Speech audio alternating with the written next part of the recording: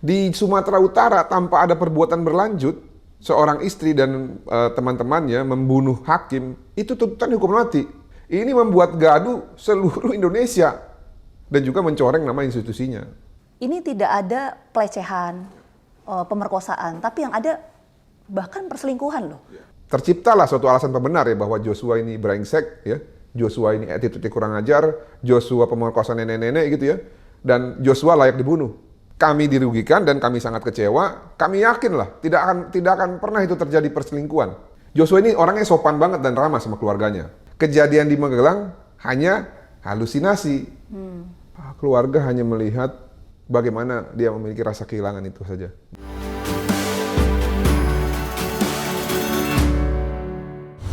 Assalamualaikum warahmatullahi wabarakatuh. Halo Sobat AS, kembali lagi di channel Abraham Samad Speak Up. Nah ini pasti pada bingung, kok ini sekarang ganti cewek gitu. Perkenalkan saya Gina Vita, diberikan kesempatan yang luar biasa, terima kasih untuk Pak Abraham. Untuk hari ini menggantikan Pak Abraham sementara waktu.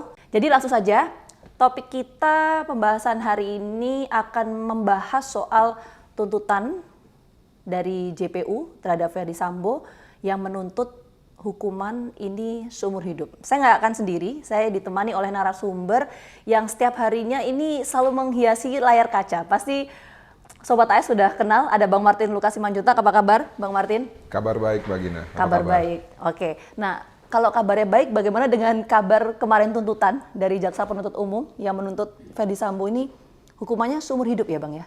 Itu gimana? Ya. Mengenai tuntutan kemarin ya kepada terdakwa Ferdy Sambo, kalau saya lihat ada dua hal ya. Hal yang pertama adalah mengenai perbuatan yang dianggap terbukti secara sah dan meyakinkan. Itu kan ada dua perbuatan ya. Dua perbuatan dan dua perbuatan ini dilakukan secara bersama-sama.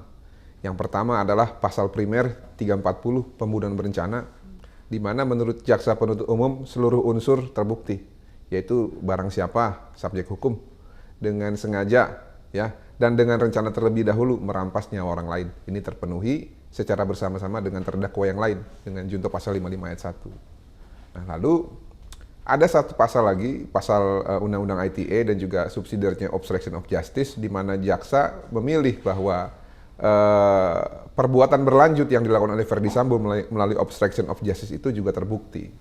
Nah, sehingga kami sepakat dalam hal ini memang perbuatan yang dianggap sah dan meyakinkan ini memang perbuatan ataupun peristiwa yang sudah dilakukan oleh Ferdy Sambo. Lalu berikutnya ada tuntutan, ya, tuntutan hukuman. Sebelum kita masuk ke tuntutan hukuman, di dalam peristiwa tersebut itu juga dipertimbangkan hal yang memberatkan dan hal yang meringankan. Okay. Hal yang memberatkan itu seingat saya ada 6. Yang pertama adalah akibat perbuatan terdakwa telah menghilangkan nyawa almarhum Nofriansah, lalu membuat keluarga menjadi dalam keadaan menderita dan berduka. Yang ketiga, melakukan obstruction of justice. Yang keempat, membuat kegaduhan di masyarakat. Yang kelima, mencoreng nama baik institusi Polri. Dan yang keenam, yang terakhir kalau saya nggak salah ya, itu dalam persidangan berbelit-belit. Okay. Dan yang menjadi hal yang meringankan, itu tidak ada dianggap jaksa. Ya, itu disampaikan oleh jaksa ya. Nah, tapi gini Bang Martin ya.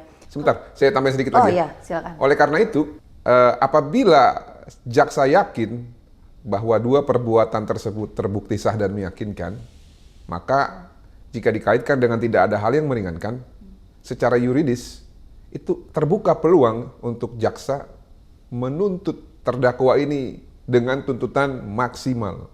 Nah, apa maksimal dari keseluruhan pasal ini? Karena kan pasal yang pertama itu ancaman hukumannya 3. Yang paling tinggi adalah hukuman mati, yang kedua adalah seumur hidup, dan yang ketiga adalah 20 tahun. Keluarga menginginkan bahwa hukuman maksimal itu adalah hukuman mati. Ya.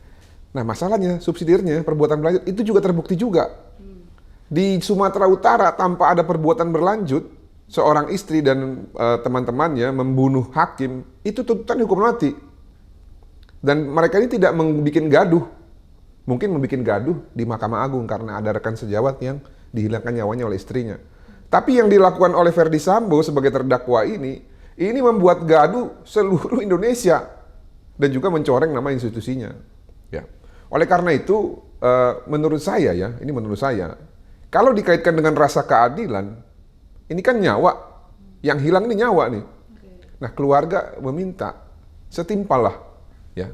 At least tuntutlah vonis mati gitu ya. Nah, nanti mengenai dikabulkan atau tidak, tapi dalam hal ini jaksa sebagai perwakilan dari korban sudah merepresentasikan rasa keadilan dari keluarga korban dan juga masyarakat dalam hal ini. Oke, jadi kan ini tidak bisa memberikan rasa keadilan karena keluarga menginginkan bahwa hukumannya ini maksimal, hukuman mati.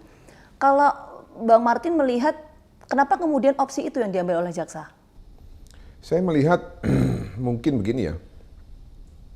Yang dilakukan oleh jaksa memang terlepas dari tidak sesuai dengan rasa keadilan keluarga memang tidak bisa disalahkan juga. Karena kenapa? Ada 3 alternatif tadi saya bilangnya, mati, seumur hidup, dan 20 tahun. Nah, kalau menurut saya ya ada semacam rasa iba ya, dan juga mungkin kan Verdi Sambo ini dulunya juga mungkin pernah berekan lah sama dia ketika menjadi polisi, entah waktu pada saat jadi Dirtipidum atau jadi Kadif Propam. Nah, lebih ke situ aja sih menurut saya. Kalau untuk yang lain saya anggap tetap mereka sudah bekerja secara profesional. Mungkin memang saya underline aja kurangnya keberanian saja untuk menuntut maksimal. Walaupun kans untuk menuntut maksimal itu sangat terbuka karena tidak ada hal yang meringankan. Coba nanti baca peraturan pelaksanaan Kejaksaan Agung. Apabila tidak ada hal yang meringankan, maka jaksa penuntut umum itu bisa menuntut maksimal. Oke, Bang, sebentar. Saya harus tanyakan ini. Tadi kan Bang Martin kalau saya tangkap mengatakan bahwa opsi yang diambil oleh jaksa menuntut hukumannya ini seumur hidup bukan hukuman mati ini karena ada kadar hubungan sebelumnya dengan Verdi Sambo. Itu indikatornya bukan dari hubungan mana? Pribadi loh, hubungan kerja hubungan sama, kerja, betul. Ya. Kadar hubungan kerja. Itu indikator dari mana untuk kita bisa justifikasi bahwa oh ini akan berkorelasi dengan tuntutan yang kemarin disampaikan oleh JPU? Jadi kan sebelum jadi Kadif Propam ini, Pak Verdi Sambo kan pernah menjabat direktorat ataupun direktur tindak pidana umum. Ya pasti, sudah hampir pastilah banyak kasus-kasus yang ditangani bersama. Nah, kan sebenarnya kalau kita berbicara sistem peradilan pidana ya, kan alurnya setelah penyidikan, penuntutan gitu ya. Nah ini kan mereka secara sistem mereka ini adalah satu sistem gitu ya. Nah, ya mungkin saja pernah ada komunikasi, ya mungkin ada hubungan baik, tapi ya itu tidak mengesampingkan juga tupoksi dari jaksa untuk menuntut terdakwa ini bersalah gitu ya. Nah oleh karena itu dari situlah pandangan saya, mungkin dari situ ada hubungan histori lah secara kerjasama. Psikologis lah ya, itu ya. Psikologis dari JPU seperti itu kalau perspektif Bang Martin. Nah terus yang kemarin kalau kita lihat jalan persidangan kan ada hal yang menarik juga ya. Kemarin ketika tuntutan Kuat Ma'ruf, JPU kan sempat membacakan tuh, ya Bang ya, bahwa ini tidak ada pelecehan, pemerkosaan, tapi yang ada bahkan perselingkuhan loh. Nah itu gimana kalau menurut Bang Martin? Jadi gini, inilah yang saya sebut dengan siapa yang menabur angin ya, dia akan menuai badai. Ini yang memainkan isu ini siapa di awal? Penasihat hukum dari Verdi Sambo dan penasihat hukum dari Putri Chandrawati dan juga kliennya gitu ya, dalam hal ini kedua terdakwa tersebut. Mereka selalu meresonansi apa yang sudah di SP3 dan bahkan awalnya yang terjadi katanya kekerasan seksual menjadi pemerkosaan. Nah, karena mereka memaksa bahwa motif yang harus digunakan adalah pemerkosaan agar terciptalah suatu alasan pembenar ya bahwa Joshua ini brengsek ya, Joshua ini attitude-nya kurang ajar, Joshua pemerkosaan nenek-nenek gitu ya, dan Joshua layak dibunuh. Nah, tapi apa yang mereka dalilkan ini tidak ada buktinya, ya. Walaupun mereka menghadirkan ahli apsifor ya, yang menurut saya juga pendapat ahlinya itu sangat ngambang gitu ya, terkesan hanya berdasarkan pendapatan. Nah, akhirnya jaksa penuntut umum dalam hal ini justru membuat kesimpulan yang merugikan kedua belah pihak. Kami dirugikan dan kami sangat kecewa. Kami yakin lah tidak akan pernah itu terjadi perselingkuhan ya antara Joshua dan Putri. Tidak pernah ada perselingkuhan itu. Kalaupun ada itu relasi kuasa ya. Okay. Kalaupun ada itu ada lagi teorinya Bang Reza Indragiri. Okay. Tapi saya nggak mau nyampe ke situ lah. Itu nanti kita bahas dalam kesempatan yang lain. Oke, tapi sebentar saya ingin fokus dulu sedikit ke soal itu, soal perselingkuhan. Anda mengatakan bahwa nggak ada kok soal perselingkuhan itu. Itu ya bukti yang menguatkan yang bisa terus kita konstruksikan itu seperti apa, Bang Martin? Kita lihat dari profilnya Joshua ya. Tentu tapi ini tidak bisa menjawab secara pasti ya. Iya. Karena kenapa? Joshua ini orangnya sopan banget dan ramah sama keluarganya ya. Kita juga pernah ketemu sama gurunya, guru SMA terakhir ya. Dua gurunya itu mengatakan, guru kesiswaan sama guru wali kelasnya dia. Dia mengatakan tidak pernah ada hal yang aneh-aneh Joshua pada saat dia sekolah. Nah lalu kita juga tanya kepada teman-temannya, kita tanya juga sama Richard, pernah nggak sih ada hal yang aneh? Nggak pernah. Yakin nggak kamu kalau Joshua itu memerkosa ataupun selingkuh? Enggak. Nah lalu Joshua ini sudah punya calon istri. Oleh karena itu saya sih sepertinya sanksi ya bahwa Joshua itu tertarik untuk melakukan hubungan. Apalagi PC ini kan suaminya kan orang berkuasa ya, jabatannya bintang 2. Nah, kalau Joshua ketahuan, apa yang akan terjadi sama dia? Adiknya Joshua itu di polisian loh. Yang akan dibalas itu bukan hanya Joshua, adiknya juga dan keluarganya juga akan terancam. Apakah Joshua berani mengambil pertaruhan itu? Mengambil resiko sebesar itu gitu untuk menerima resiko tersebut? Saya pikir ya enggak. Tapi ya kembali lagi tadi, kalau kita dipaksa untuk mempercayai ini, ya saya akan menggunakan teorinya Bang Reza Indigri. Walaupun kami tidak sependapat dengan apa yang disampaikan oleh jaksa mengenai perselingkuhan tadi. Tapi kalau kita cari tahu kenapa sampai seperti ini, ya karena orkestra yang nyanyikan oleh para penasihat hukum dari terdakwa Ferdy Sambo maupun PC yang memaksa motifnya harus pemerkosaan, sehingga mereka bisa memiliki alasan pembenar, itu emosi, kejadiannya spontan, Joshua layak dibunuh karena dia jahat, sehingga mungkin saja Ferdy Sambo kena hukuman ringan, PC bebas gitu dan yang lain bebas. Sayangnya kan itu hanya angan-angan mereka. Faktanya kan tidak seperti itu. Dan itu adalah tugas dan tanggung jawab saya dan para tim penasihat hukum yang lain dan juga pendukung-pendukung kita, khususnya warga ataupun masyarakat Indonesia yang selama ini mensupport untuk menjawab dan membantah setiap argumen-argumen sesat yang mereka sampaikan. Oke. Bang, sebentar, ini menarik sih. Kalau tadi saya pakai analoginya logikanya Bang Martin, perselingkuhan itu pengaruhnya apa? Nah, kembali lagi nih ya. Sebenarnya ini bisa meringankan mereka, bukan mereka loh ya, maksudnya salah satu terdakwa. Iya. Dan kalau terbukti, ya maka salah satu terdakwa yang lain yaitu PC yang akan jadi pemicu dan akan menjadi faktor utama mengapa terjadinya delik ini gitu ya. Nah, cuman yang jadi masalah sekarang ya, setelah ada fakta mengenai yang disampaikan oleh jaksa penuntut umum itu dan yang kita tolak, apakah para penasihat Ferdy Sambo akan menggunakan ini dan merubah 180 derajat konsep pembelaan mereka? Apa itu? Menuduh klien kita sebagai pemerkosa. Ya, mengatakan bahwa klien kita berkepribadian ganda. Mengatakan bahwa klien kita ini layak dibunuh karena sering pergi ke klub malam. Ternyata yang disampaikan jaksa beda. Nah makanya, apakah akan mereka rubah konsep pembelaan mereka sehingga mungkin saja membuat opini masyarakat dan empati hakim berbalik gitu ya, menganggap bahwa yang bersangkutan adalah korban. Tapi kalau mereka gunakan ini, sebenarnya ada satu hal lagi yang bisa memberatkan ataupun menyimbangkan gitu ya. Kita lihat BAP Ferdy Sambo ketika ditanya oleh rekannya di The Propam yang mengatakan bahwa kejadian di Magelang hanya halusinasi. Okay. Itu kata-kata Ferdy Sambo. Walaupun saya sering mengatakan bahwa pemerkosaan itu halusinasi, ternyata Ferdy Sambo juga sependapat dengan saya gitu loh. Nah, tentunya kan ini menjadi ambigu. Di satu sisi mereka merubah konsep pembelaan, mengaku Ferdy Sambo tidak tahu bahwa itu bukan pemerkosaan melainkan perselingkuhan ya. Kalau kita mengikuti apa yang disampaikan jaksa. Iya. Di satu sisi Ferdy Sambo mengatakan itu hanya halusinasi. Nah makanya maju kena, mundur juga kena.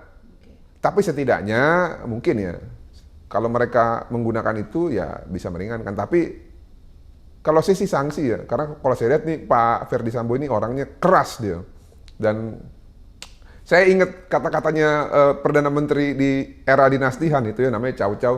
Lebih baik saya mengecewakan seluruh dunia daripada seluruh dunia yang mengecewakan saya. Nah ini saya lihat tipenya mirip sama Pak FS. Walaupun ya beda ya, kalau Chow Chow ini kan dia diktator gitu. Tapi saya lihat memang agak willingness-nya itu mirip gitu. Oke. Nah, Bang, bisa disimpulkan nggak kalau tadi saya menangkap pernyataan Bang Martin, berarti jaksa berperan juga ya dalam upaya untuk menggiring opini ini dalam persidangan, kalau menurut Bang Martin? Nggak ada sih. Ya, mereka bekerja sesuai memang apa yang mereka temukan ya.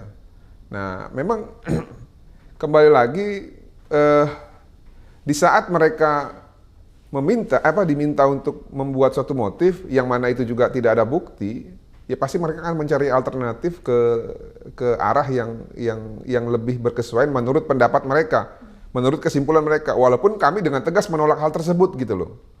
Ya kalau dibilang membuat opini, menurut saya enggak juga ya. Oke, tapi artinya apa yang disampaikan oleh jaksa bahwa tidak ada pemerkosaan, pelecehan, tapi adanya perselingkuhan itu juga bisa berpengaruh terhadap hukuman Ferdy Sambo. Kalau menurut Bang Martin? Kalau tidak ada pemerkosaan, ya, jelas itu akan memberatkan mereka. Berarti kan informasi itu palsu. Oke. Ya, informasi itu hoax. Joshua seharusnya tidak dibunuh. Dan adapun pemerkosaan sebenarnya mereka juga tetap harus mempertanggungjawabkan hukuman gitu ya.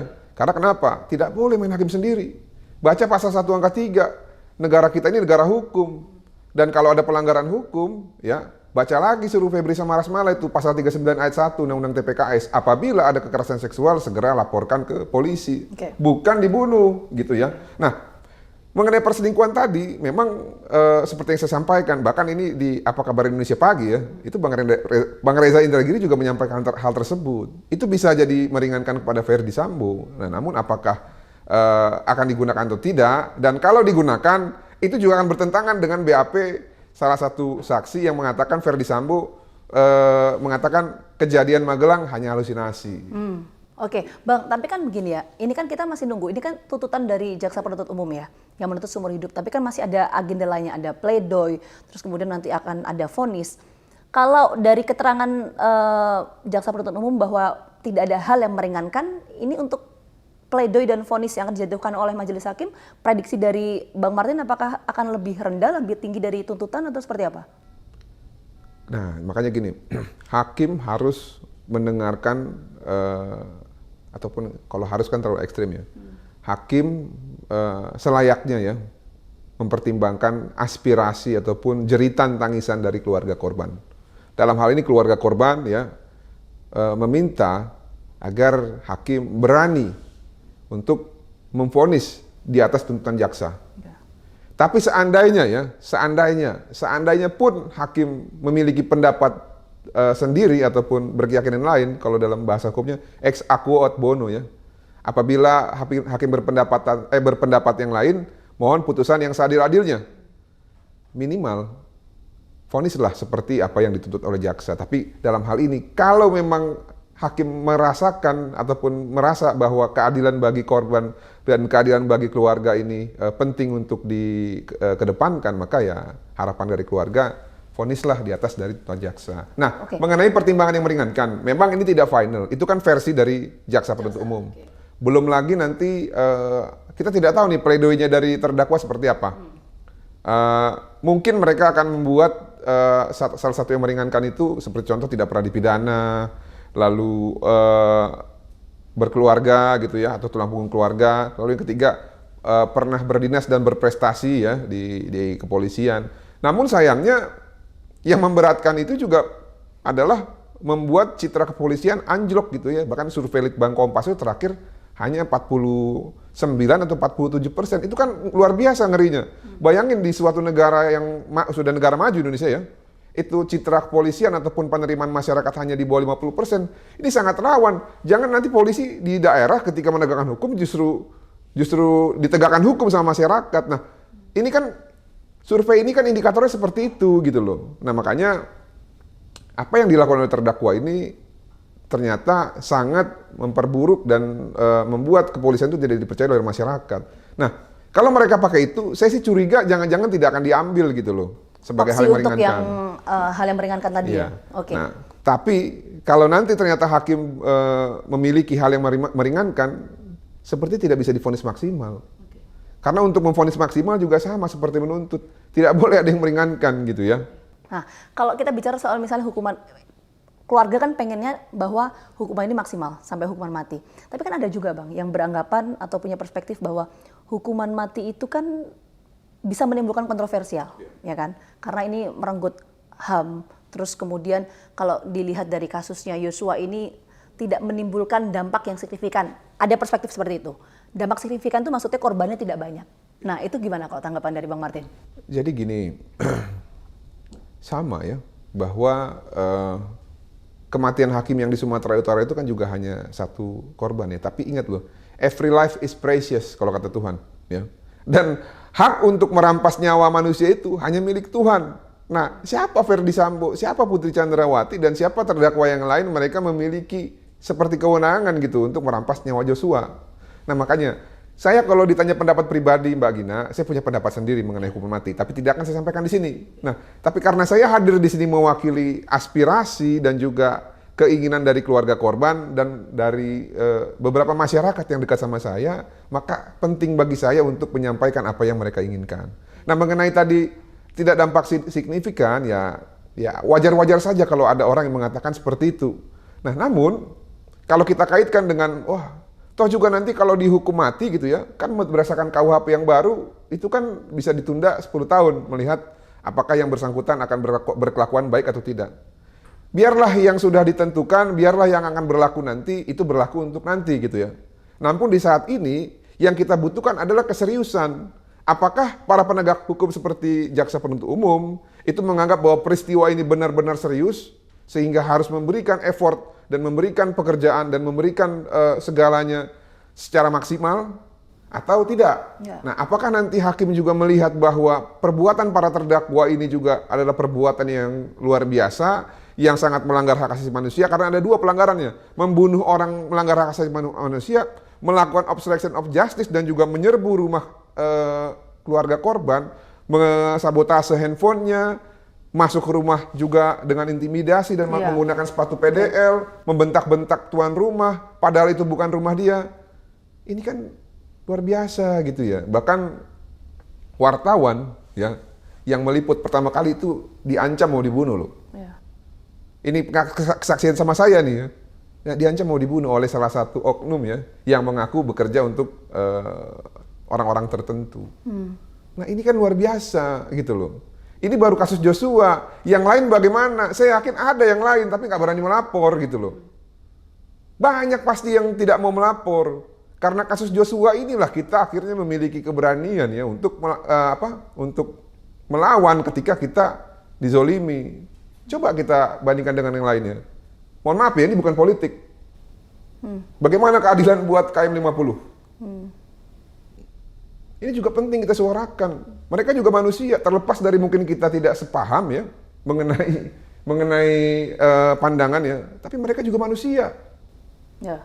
Ingat loh, salah satu hakim dalam Mahkamah Agung mengatakan bahwa dia tidak sependapat dengan putusan Mahkamah sejawat yang lain dan mengatakan itu perbuatan pidana. Mereka nggak dapat keadilan. Mohon maaf ya kalau ada teman-teman saya yang tidak sependapat dengan saya, tapi ini perlu saya sampaikan gitu loh, karena kita berbicara hukum dan hak asasi manusia. Sekali lagi kita paham itu perspektif dari Bang Martin keluarga. Tapi gini Bang, kita tentu nanti tunggu sih ya untuk vonis yang akan dijatuhkan majelis hakim. Tapi kita berandai-andai Bang, kalau misalnya nanti vonis yang dijatuhkan majelis hakim tidak sesuai dengan keinginan keluarga, lebih rendah bahkan dari tuntutan JPU, apa yang akan dilakukan? Jadi gini, kan balik itu kan rasa keadilan ya. Tapi tadi saya bilang apabila ternyata majelis hakim berpendapat lain, ya seminimal-minimal mungkin vonislah sesuai dengan yang dituntut oleh jaksa penuntut umum. Nah, tapi kembali lagi ya, ini juga adalah hak prerogatif keluarga nanti apakah dia setuju, apakah mereka sependapat atau tidak. Namun kalau dalam adagium ya ataupun azas hukum ada yang disebut dengan res judicata pro veritate habeteur gitu ya. Putusan hakim dianggap benar dan wajib dipatuhi. Ya. Tapi kembali lagi, saya yakin kalaupun divonisnya seumur hidup juga jaksa tidak akan banding. Yang banding siapa? Justru para penasihat hukum terdakwa.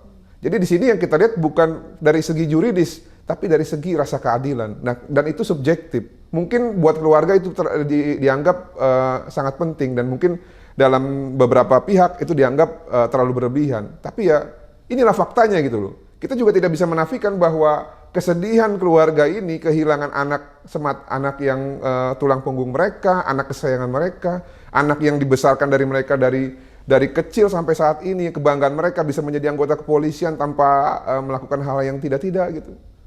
Pernah nggak kita bayangkan?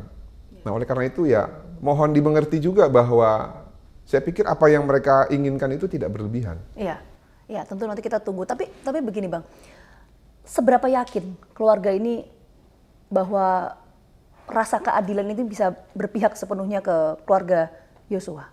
Kalau menurut Bang Martin, dari rangkaian sidang yang begitu panjang yang kita sama-sama kawal bersama. Kalau dari yakin ya, sebenarnya kan keyakinan itu hanya kepada iman kita ya. Walaupun iman kita mungkin mengimani konsep teologi yang berbeda, namun ini sebenarnya lebih ke harapan ya, Mbak Gita.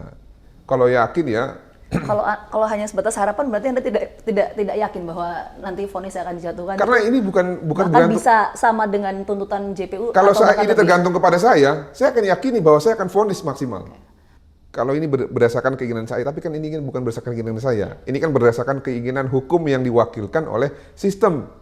Yang mana hakim sebagai pimpinan, jaksa sebagai penuntut, penasihat hukum sebagai pembela.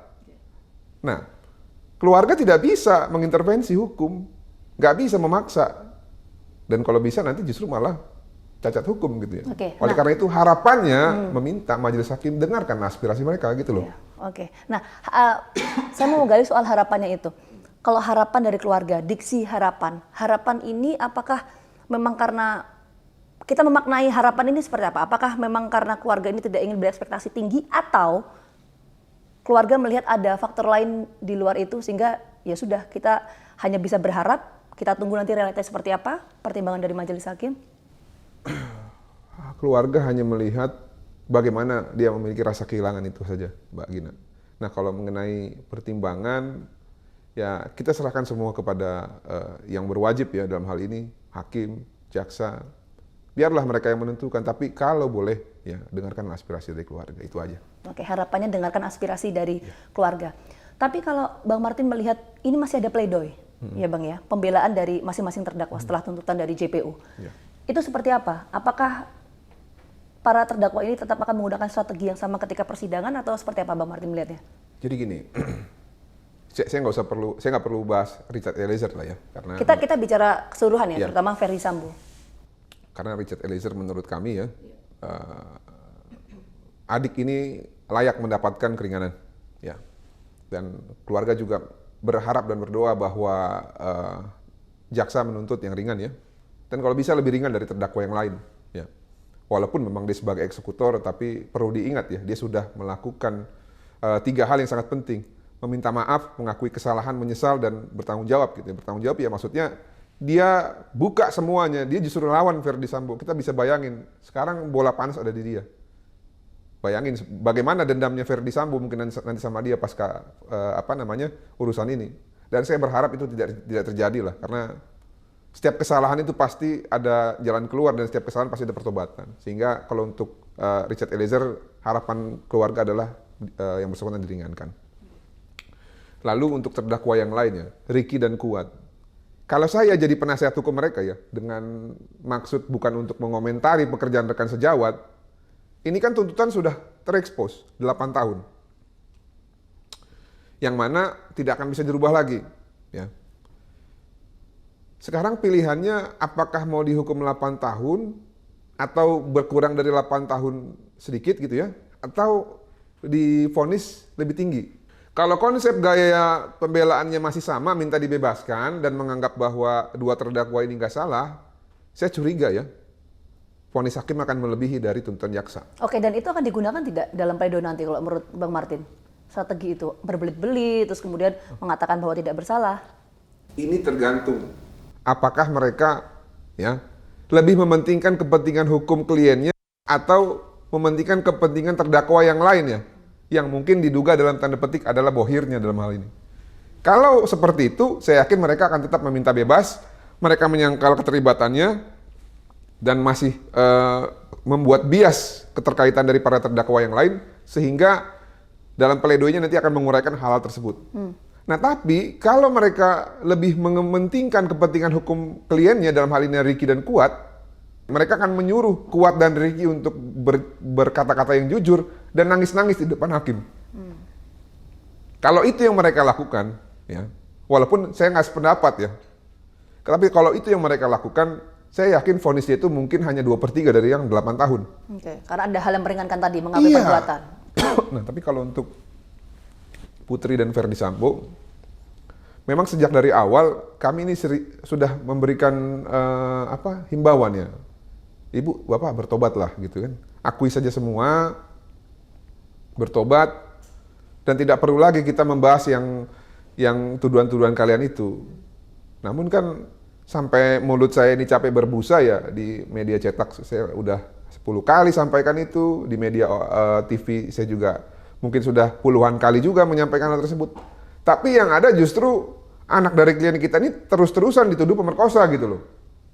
Dan mereka juga tidak mengakui bahwa perbuatan mereka itu salah. Dan justru malah menganggap bahwa Joshua ini layak untuk dibunuh karena pergi ke klub malam, karena berkebun-kebunan dan segala macam. Nah, kalau dikaitkan dengan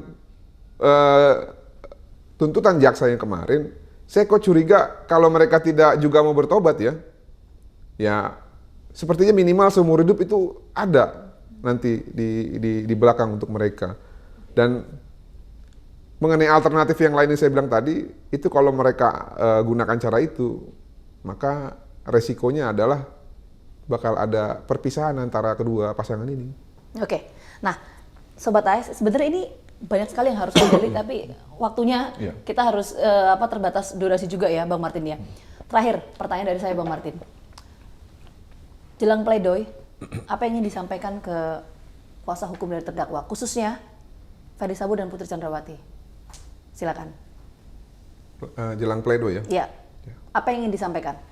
Ya. Mewakili keluarga Yosua. Oke. Jelang pledoi ini yang mau saya sampaikan yang mewakili keluarga korban, ya intinya setiap terdakwa itu punya hak untuk membela kepentingan hukumnya ya. Tapi silakan kalian tentukan caranya.